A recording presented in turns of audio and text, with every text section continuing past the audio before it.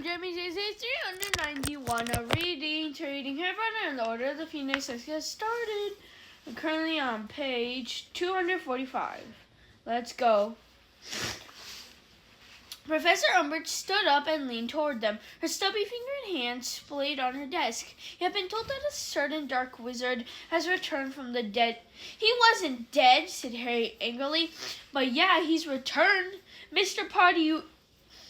Potter, you have already lost your house 10 points. Do not make matters worse for yourself, said Professor Umbridge in one breath without looking at him.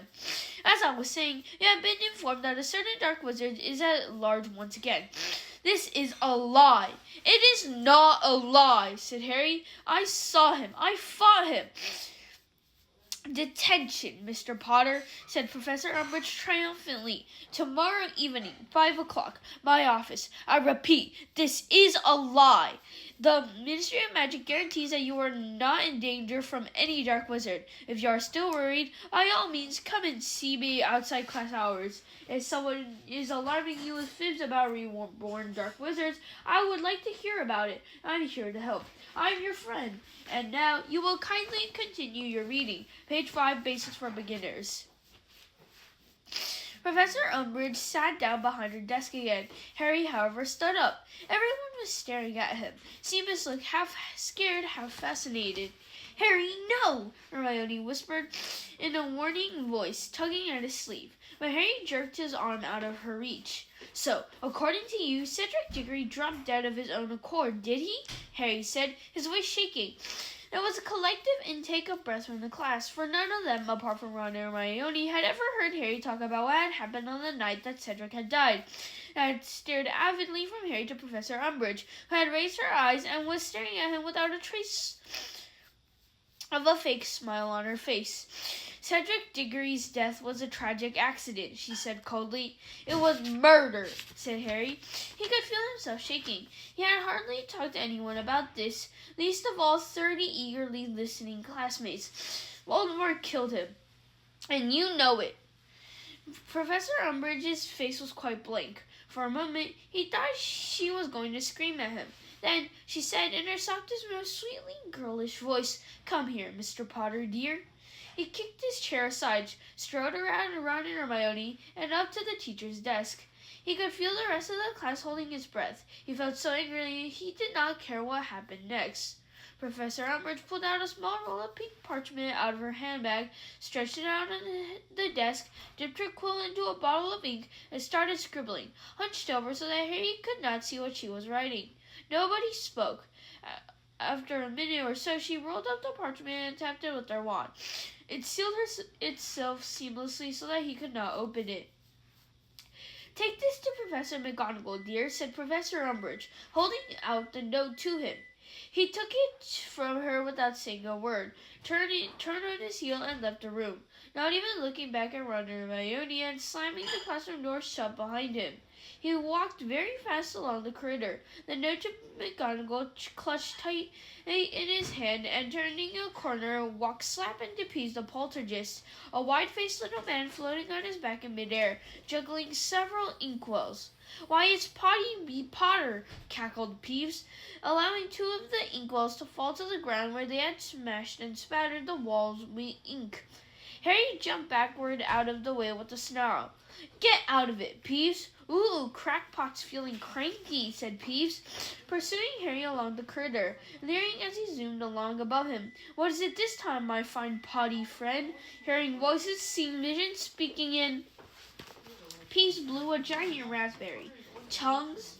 I said leave me alone, Harry shouted, running around the nearest flight of stairs. Peeves merely slid down the banister on his back beside him. Most think he's barking, the potty wee lad, but some are more kindly and think he's just sad. But Peeves need know better, and says that he's mad. Shut up! A door to his left flew open, and Professor McGonagall emerged from her office, looking grim and slightly harassed. What on earth are you shouting about, Potter? She snapped, as Peeves cackled gleefully and zoomed out of sight. Why aren't you in class? I've been sent to see you, said Harry stiffly. Sent? What do you mean, sent? He held out the note from Professor Umbridge. Professor McGonagall took it from him, frowning, slit it open with the tap of her wand, stretched it out, and began to read. Her eyes zoomed from side to side behind their square spectacles as she read what Umbridge had written, and with each line they became narrower. "Come in here, Potter." He followed her inside her study. The door closed automatically behind him. "Well," said Professor McGonagall, rounding on him, "is this true?" "Is what true?" Harry asked, rather more aggressively than he had intended. "Professor," he added in an attempt to sound more polite, "is it true that you shouted at Professor Umbridge?" "Yes," said Harry. "You called her a liar?" "Yes." "And you told her he who must not be named is back?" "Yes." Professor McGonagall sat down behind her desk, watching Harry closely. Then she said, "Have a biscuit, Potter." "Have what?" "Have a biscuit," she repeated impatiently, indicating a tartan tin of cookies lying on top of one of the piles of papers on her desk, "and sit down." There had been no previous occasion where Harry, expecting to be caned by Professor McGonagall, had instead been appointed by her to the Gryffindor Quidditch team. He sank into a chair opposite her and helped himself to a ginger newt, feeling just as confused and wrong-footed as he'd done on that occasion. Professor McGonagall set down Professor Umbridge's note and looked very seriously at Harry. "Potter, you need to be careful." Harry swallowed his mouthful of ginger newt and stared at her. Her tone of voice was not at all what he was used to. It was not brisk, crisp, and stern. It was low and anxious and somehow much more human than usual. Misbehavior in Dolores Umbridge's class could cost you much more than house points at a detention. "What do you—" "Potter, use your common sense," snapped Professor McGonagall, with an abrupt return to her usual manner. "You know where she comes from. You must know whom she is reporting." The bell rang for the end of the lesson. Overhead and all around came the elephantine sounds of hundreds of students on the move. "It says here she's giving you detention every evening this week starting tomorrow," Professor McGonagall said, looking down at Umbridge's note this week. Again. "Every evening this week?" Harry repeated, horrified. "But, Professor, couldn't you—" No, I couldn't," said Professor McGonagall flatly. "But she is your teacher, and she has every right to give you detention. You will go to her room at 5 o'clock tomorrow for the first one. Just remember, tread carefully around Dolores Umbridge." "But I was telling the truth," said Harry, outraged. "Voldemort's back. You know he is. Professor Dumbledore knows he is." "For heaven's sake, Potter," said Professor McGonagall, straightening her glasses angrily. She had winced horribly when he had used Voldemort's name. "Do you really think this is about truths or lies? It's about keeping your head down and your temper under control."